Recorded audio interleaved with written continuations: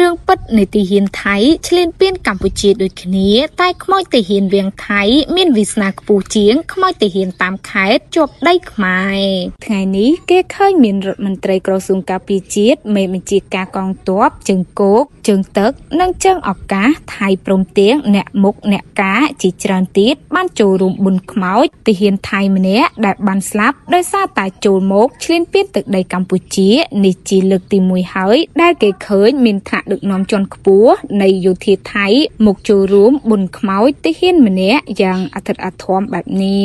តាមពិតខ្មោចទីហ៊ានថៃម្នាក់នេះមិនមែនមានតំណែងធំខ្ពង់ខ្ពស់អីជាងទីហ៊ានឆ្លៀនពៀនផ្សេងនោះទេតែរូបគេជាកងសេនាប្រចាំវាំងថៃដែលស្ដេចថៃបានបញ្ជាឲ្យមកចូលរួមប្រយុទ្ធឆ្លៀនពៀនកម្ពុជាតាមដំណឹងមកពីថៃគេប្រឹងលាក់កំបាំងអត្តសញ្ញាណទីហ៊ានរូបនេះណាព្រោះខ្មាស់ខ្មាយហើយតាមដឹងមកទៀតគឺថាខ្មោចទីហ៊ានថៃម្នាក់នេះសន្ធិដ្ឋនៅក្នុងព្រៃនៃដែនដីខ្មែរដែលពួកគេចូលឆ្លៀនពៀននៅឡើយមិនបានយកទៅធ្វើបុណ្យផងទេ